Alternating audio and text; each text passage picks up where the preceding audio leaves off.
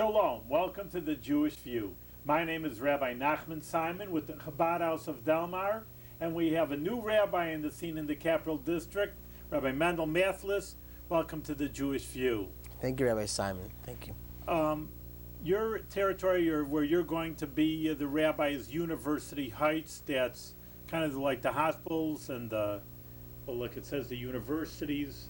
So a little bit, first of all, how did you get to Albany? You know, you're not from there. Tell us a little bit about yourself, where you're from, and I guess how you got into the Albany area.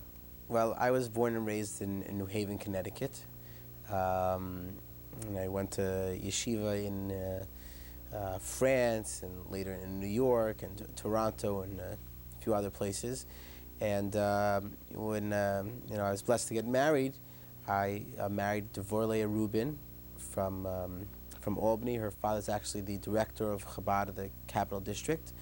And we came up here to visit and for the holidays and for Shabbat. And I grew to like the place. And my father-in-law said that there was an area that really needed a presence and needed a Jewish feel. So he suggested it, and I liked the place, and that's it. Oh, excellent. Now, what is University Heights? What is that taking? Well, University Heights, actually the name University Heights is relatively new. Most of the old-timers from this area don't really recognize the name. But it's right around where New Scotland curves and meets Madison Avenue. So you have the hospital over there, the Albany Med, which is undergoing a big expansion, and there's the Albany Law School, the pharmacy school, the Sage Colleges in that area. At Lake Avenue, a lot that square. So there's a lot of students in that area. There's a lot of young families there, and they're looking for something. So that's what we came to provide. A lot of grad students in that area. And what about the hospitals themselves? The hospitals are served, they have chaplains, but, there's so much volume over there and there's so many people that, another person in the area certainly helps. And, we're already getting phone calls if a person might need a place to stay, or, we're going to be the closest Jewish institution to the hospital. So, even though there is an infrastructure, but we're definitely lending a lot to that. It's interesting. Well, I know myself that it's interesting that in the summertime, mostly that you have, of course, a big Jewish population, or bigger Jewish population in the Catskills, which even though it's 2 hours away, it's really, we're the closest city. And Albany Med is always like the tier 1. It's like a top hospital. So if someone breaks their arm, they can take care of it in the Catskills, of course. But unfortunately, there's car accidents. I mean, I had to deal with this many times also, or even in the Adirondacks, even though, again, could be a few-hour ride. It's not next door, but on the other hand, we're the biggest city and the biggest hospital there. So when people get hurt, they bring them to Albany, and it's a difficult situation. People don't understand, really, that, maybe they understand, but they don't realize what's happening, where people have relatives, and all of a sudden they say, well, the person's in the hospital for a week or 2 weeks. They're really damaged because of the car accident or a heart attack. They can't be moved, and all of a sudden, well, of course, you got to visit your relative. Your parents, whoever, your sibling, and you're going to go to the hospital, and all of a sudden, what's Albany? I don't know anything about it. And Jewish life, of course, the people who keep kosher, they know New York City or Montreal, or even the Catskills. What's in Albany? Where's there to stay? And again, it's a big burden because it's a financial burden also. You have a breadwinner who's in the hospital for a week or two. You think about it for a second. So now that obviously they're not earning a living or less because of maybe workman's compensation, and so it's a burden that way. And then you're paying for a hotel for every night for also it's like not a vacation, but it's still you're paying for a hotel for a few weeks, and there's things going on back and forth. Even maybe the wife works, so now she has to take off of work. So all of a sudden, one accident, and that itself, obviously, you can easily imagine the emotional trauma, close relatives in the hospital, and then you have this financial burden. It just becomes Right. piling on, piling on, piling on. And there have been different organizations, New York City and Boston, because those are big cities that take care of. And then obviously a doctor takes care of the patient. There's enough doctors around, and obviously Albany Med doesn't have to be told how to take care of a patient. But on the other hand, that's what I'm saying. That's what you think. Okay, they're taken care of. Yeah, they're not taken care of, but about these relatives, and Right. it's really a burden, and it's a sad situation. Emotionally, they need help. Again, they're going through a traumatic experience themselves, and like I say, financially, it's very troubling, and there really isn't that kind of organization to help them. I mean, there is the Ronald McDonald House. You're near them Right. also, aren't you? Yeah. So the Ronald McDonald is an amazing, it's just a wonderful organization. I visited there. I met with the director, and it really serves a great purpose, and it's really helping people, with a place to stay and other services, the relatives, as you say. But it doesn't obviously cater to specific Jewish needs, and kosher is a problem, as you say. We live here, so we know how to get around. But someone comes in the middle of the night or whatever it is, and they're just dumped in Albany, and the relatives don't know where to go, and the family doesn't know where to turn to, and especially if people need to stay over Shabbat, they don't know where to get a meal, or where to go to pray. So. In the other big cities, as you mentioned, there's a Bikur Cholim, there's organizations that are put in place, but we don't have that. So, although we're going to focus obviously on outreach and with the students and everyone else in the area, but it definitely is that definitely is a void that we're trying to fill, being the closest institution there. Being able to direct people, being able to provide lodgings here and there.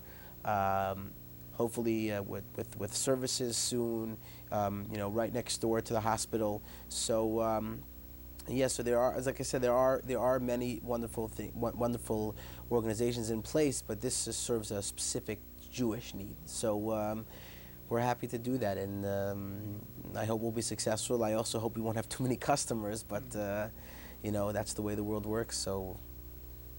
I think it's very important. Like I say, I had before you came, obviously you just came recently, I would get calls and people would say, Rabbi, help them out, and you help them as much as you can, but it's, like I say, there's a big need. I mean, like I say, from a lot of ways, that people don't know, even to transfer, it just goes on and on, to people asking, well, now they're a little bit better, we have to transfer them to a different hospital in the city, and how we're going to do that, and sometimes they have lawyers involved. It's a car accident, so where do I get a lawyer?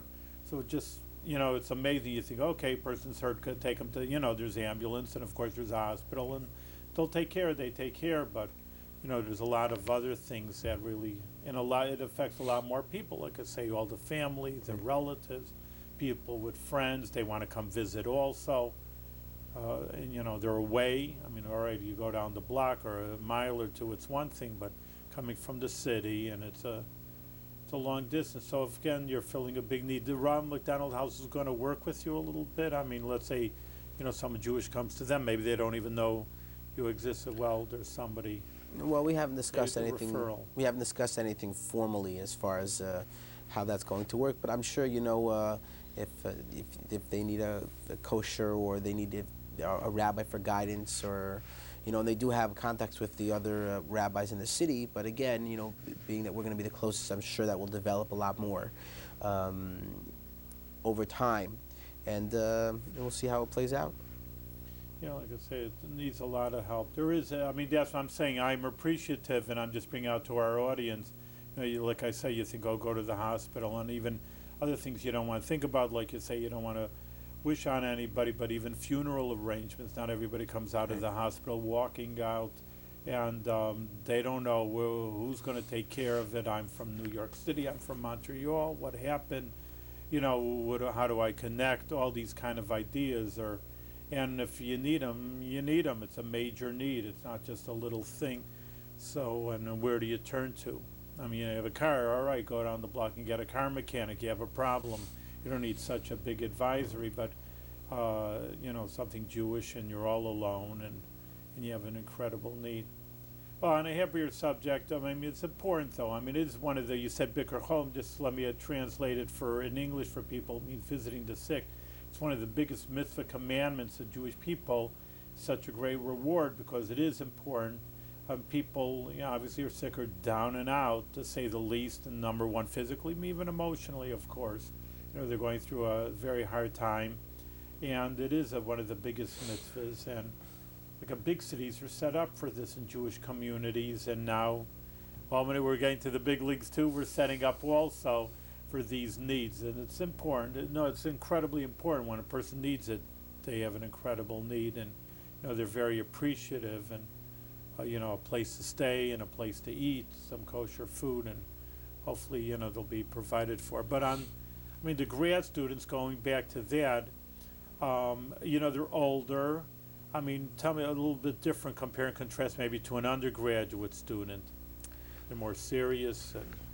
Well, obviously there's a certain measure of seriousness. They're more directed. When you go to college, it's part of the course. You're going. That's what everyone does, and you're gonna do your 4 years or whatever it is, and then.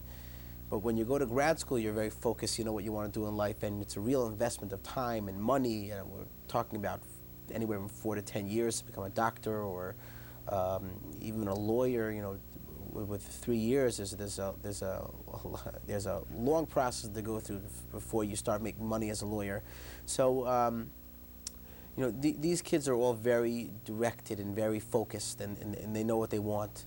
So they're obviously busier, and the study schedule and what's required of them is obviously a lot greater than an undergraduate program. So they're very pressed for time. So programming becomes much harder for grad students. For me as a Chabad rabbi, trying to create programs for them, but there's still there's the weekends that they have off, and the down times between the major study and test periods, and ultimately, if they're looking and you have something to provide, they're going to find you, and they're going to make the time for it because it's something important. Whether or not they really do have the time, they're going to make it their priority. So a person has time for anything that he really wants to have time for. So that's our responsibility, to provide something that's meaningful and worthwhile and quality, and hopefully we'll be successful in that, and the students will reciprocate, and they'll enjoy, and they'll come, and we can grow together. Yeah, so it's an important point of time, because I know just people realize everything's good. College, grad students, you're becoming a professional, but like the time limitations, and really, we're talking, of course, more of a Jewish attitude, where, that's a long time, especially in a young person's life, or in anybody's life, 4 to 10 years, and just to come out of that and saying, well, what happened now, I didn't do anything Jewish, becomes a major issue over here, to losing their Jewish identity a little bit, they just got out of focus. So, when you're an undergrad, and if you're looking for it, there's obviously much more leeway and much more time to be involved in Jewish things. When you're a graduate student, it's very easy to kind of get lost in your work, and lost in the tests, and lost in everything you're involved with, and before you even know it, your Jewish participation and your Jewish involvement can have dipped so low that you wouldn't recognize yourself. This is on all levels and from all different backgrounds.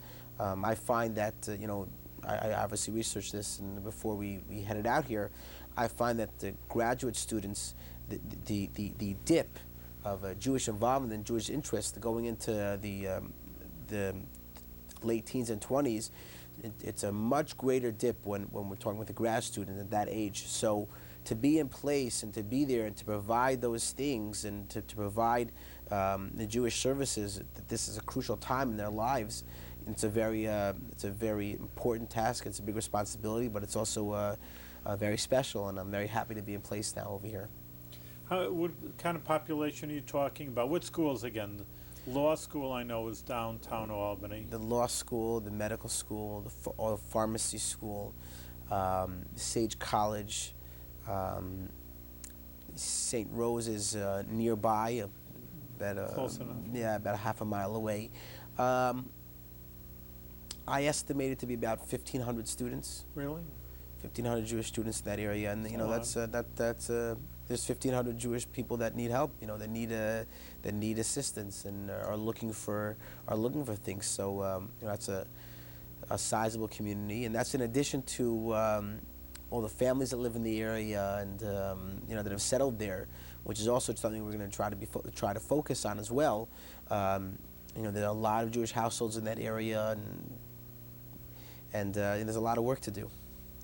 No, it's important. I think that, again, you know, we were talking about even sick people, but people come in, these kids for the most part are from out of town. You find yourself in a, you say, well, Albany's a nice place. Yeah, but if you never were there, you came from out of town, and all of a sudden you're, you know, they tell you, well, here you're dorming, here you are, and you don't know where the synagogues are. And like you were saying, even with the people in the hospital, I don't know where to keep kosher, and they come from sometimes places, yeah, around the corner, a mile, and it just isn't that simple in Albany, to say the least, unfortunately. But it is what it is.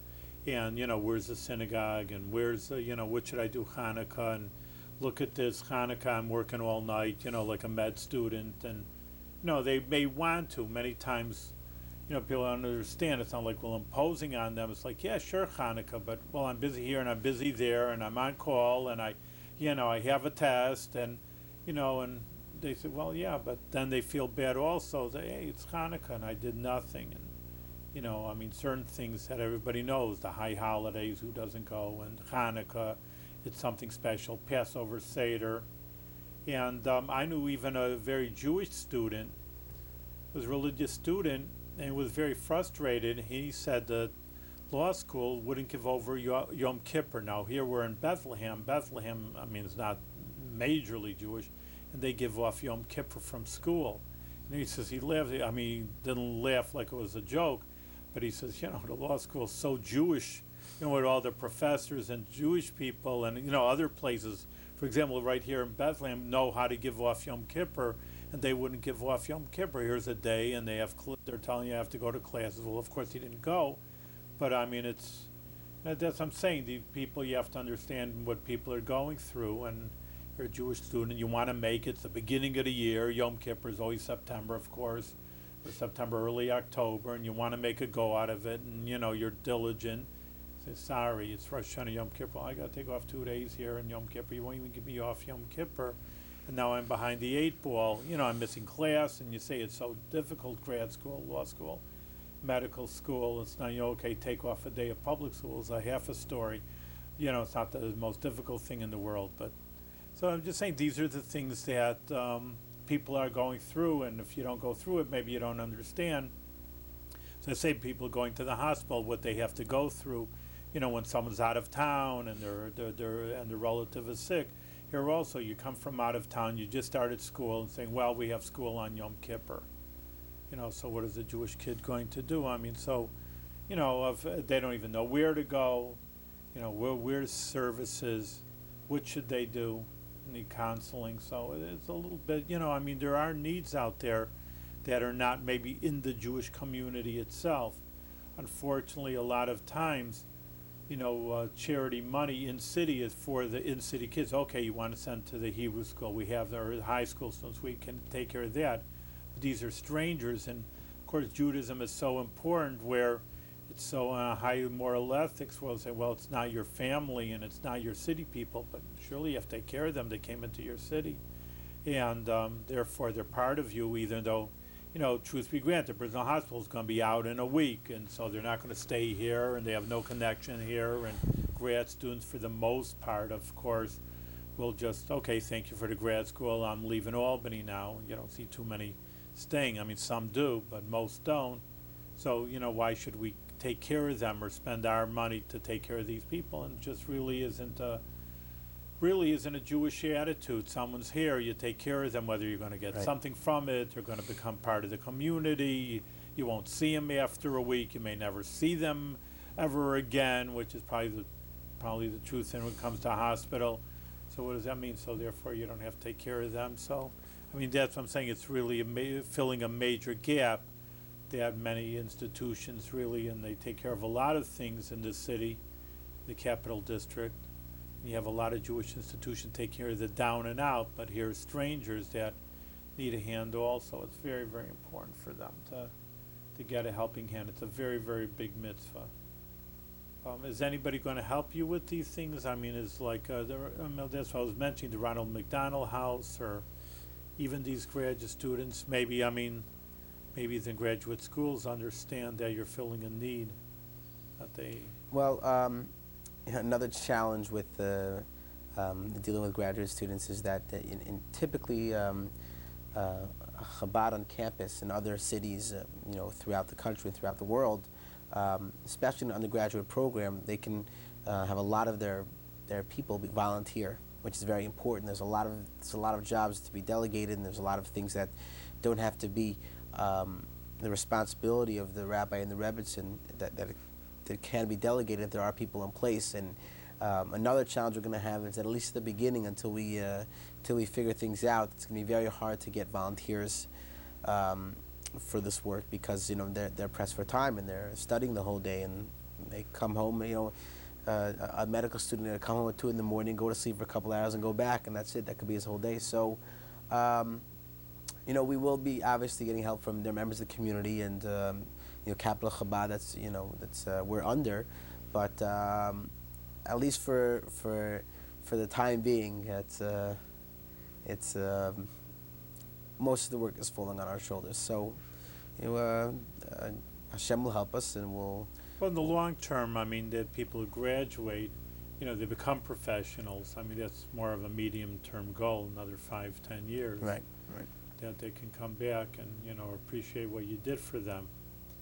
But, it's difficult, and I mean, that's really the mission of Chabad, really. That's how the Rebbe, who's the leader of Chabad, and passed away in 1994, but he always left his legacy. It's a living legacy of just helping Jewish people no matter who they are. And a lot of institutions were saying, well, is it worth it? Are we getting government funding? Are we getting local funding? And if not, well, I guess we, just can't do it. And, what if in the day school they don't have money? Well, sorry, what are you going to do? There's a Jewish kid here. There's a Jewish child that needs an education. And there's a traveler who needs help. And someone's down and out that can't pay for counseling, and they need a helping hand. So, or people aren't interested to pay dues. They're not ready to pay big money for dues to go to synagogue. Hey, making me pay to go to synagogue. I'm just not going to go. That's, unfortunately, it's a lot of people's attitude. So what? All right, so don't go. So don't go. You don't want to pay, don't go. So, but that's, the Rebbe was unacceptable attitude to the Rebbe. Every person counts, whether they can afford it or they can't afford it, or they're down and out, or, whatever situation they're in. And the Rebbe always left us that legacy that say you help no matter who you are and what you are and what your means are. So here's also, I think, very typically where, like we said, the need is so great. We explained that. On the other hand, maybe the funding isn't so much there. No one thinks that that's a major need to fund that, but still, I mean, people need help. I mean, you're talking about, like you said, 1,500. How many people go through the hospital? You're talking a few thousand people that need, something. And then, then the Jewish community in the long term then bemoan the situation, well, they're not connected to the Jewish community, these professionals. Well, you didn't take care of them for 4 to 10 years, like you were saying, through graduate school, and they kind of just, kind of moseyed on. They're growing up. I mean, I even say, I always say college kids are like children, and if I said it to them, they'd rip me apart over here. They're grown up, they're mature, but, they're still growing, they're maturing, they're single people, and they're trying to find their identity and their connection to the world at large and the Jewish community. So now the vital years in their 20s, when they're growing, and then they just grow up without an identity and say, well, Jewish community wasn't there for me, and I'm, I have other involvements. Let's say I'm so busy with other things. So this is really, I think it's a major link. And I said this before, I had many people on with singles, where again, singles are not, obviously not your family unit. And biggest poverty group in America is single mothers, single parents. So again, they don't have the dues, they don't have the funds, and they fall through the cracks. And again, the Rebbe never allowed it. He wouldn't allow anybody that idea of falling through the cracks.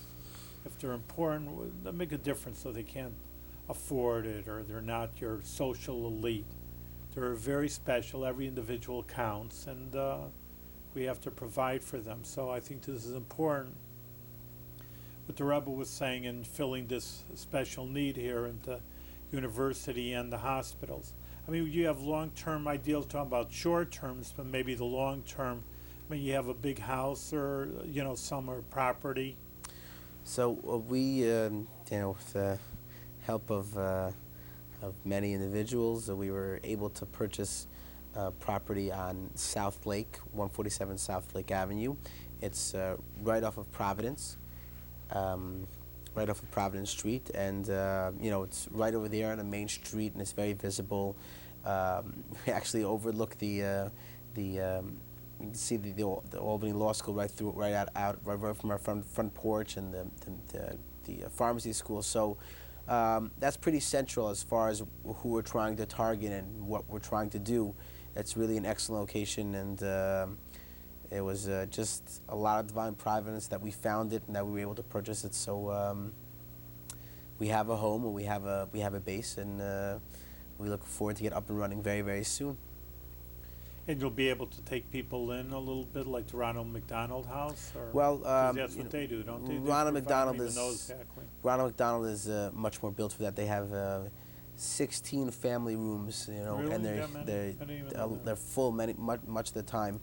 We obviously deferred to Ronald McDonald first, just because it's a little more comfortable, and there is more space. But certainly, if someone insists on staying, in a very Jewish surrounding, we have at least one room that we dedicated for that. Yeah.